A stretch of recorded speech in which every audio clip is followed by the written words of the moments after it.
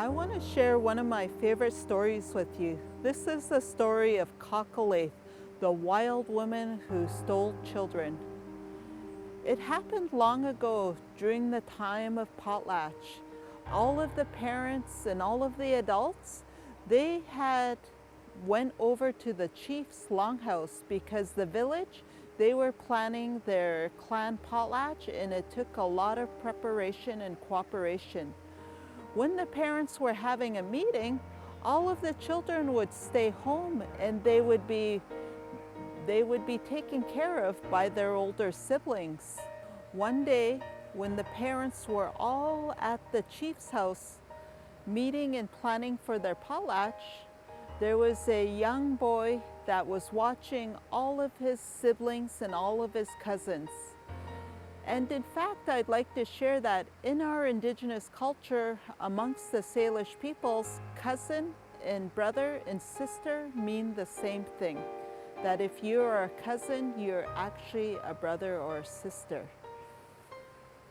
Anyways, the young man was responsible to watch his cousins and his little siblings, but he was also in training. He was training to be an apprentice carver, and he was so passionate about his work that he was completely consumed in his project.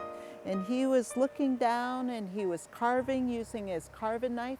Every now and again, he would look at his little siblings and his cousins to see how they were doing. But then he started to get to this real technical part of his project and he was completely immersed and he was focused on his project. And by the time he looked up, all of his siblings and cousins had snuck out of the longhouse. He was terrified because he knew he was responsible for them and their safety. And interestingly, he had one leg that did not work very well. But because he knew they were out in the dark in the forest, he grabbed his carving knife and he ran out of the longhouse. And by the time he got to the forest, there was no sign of his little siblings. They were already gone. Ḳálḳalilh had stole his little cousins and his little brothers and sisters. And even with his leg that didn't fully work well, he ran as fast as he could. And it seemed like he was running for hours. And by the time he finally caught up to Ḳálḳalilh, she was already at the top of her mountain. And he was coming up with plans and trying to find ways that he was going to save his little siblings. Ḳálḳalilh was a big, tall monster woman. She was over 9 feet tall and she had hair all over her body. So when he caught up to her, he literally ran up her back and he jumped in her basket. When he jumped in her basket, all of his little siblings and cousins were in there and they were crying. They were so scared and terrified for their life. And because he had his knife, he actually came up with an idea. And he started carving in the basket and creating little holes. And he would drop one sibling out of the basket. Sometimes he would throw another cousin over the basket. But to get away with that, he told all of his little siblings and cousins, when one was getting dropped out of the basket, he told them all to cry at once. And the reason why he got them to shout and cry all in unison was he didn't want Ḳálḳalilh to hear them when they would hit the ground. And he actually managed to get a few of his little relatives out of the basket before she arrived in her big dark cave. When she got to her home, which was a cave, she went right to the center of the cave. She put her basket down and she took the children out. And she was actually a little bit confused because she really thought she grabbed more children than that. But she just kind of shook her head and she started building her fire. She thought, oh, well, there's enough to have a feast. They'll give me a good meal this evening. And they were all sitting and they were shivering and they were shaking.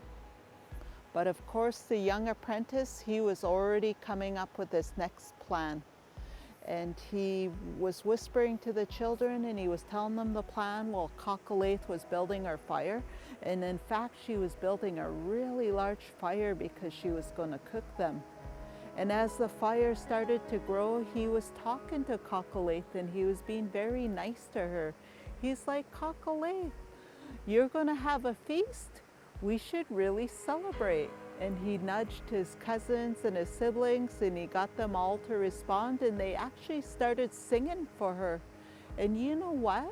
Ḳálḳalilh was so lonely because no one liked her. She ate children, that she was starting to feel happy. The music was making her feel happy. And sure enough, some of the smaller children, they started to dance, and they were doing their wolf dance and they were doing their eagle dance, and Ḳálḳalilh started dancing with them, and she was so happy. But what she didn't know was when she was traveling up the mountain and the children were in the basket, they were reaching out of the basket and they were grabbing the branches. When they grabbed the branches, they were getting tree sap all over their hands and their palms. And they would run up to Ḳálḳalilh while she was dancing, and they would hug her and they would hold her and give her kisses, and they're saying, oh, Ta'a, we love you, Ta'a. And Ta'a means wise one, grandmother, grandfather. And she was just accepting their hugs, and she was happy. Even though she was going to eat them, she was still happy that they were hugging her. And sure enough, they continued dancing. But what they were doing is they were setting a trap for Ḳálḳalilh. They were positioning rocks around the fire. And she was kind of big, tall, and clumsy, and she didn't have the best eyesight. And before she knew it, they had one big rock right in the center of her path. And while she was dancing, the children ran up to her and they pushed her at the knees. And when they pushed her at the knees, she was right by the rock, and she tripped over the rock and she fell right into the center of the big fire. And when she hit that fire, she just erupted into flames. And just in a matter of moments, those flames turned into ashes. And seconds later, those ashes, they transformed into thousands and thousands of mosquitoes. And that's why today the mosquitoes are still stealing the flesh and the blood of our children. And that is the story of Ḳálḳalilh, the wild woman who used to eat children.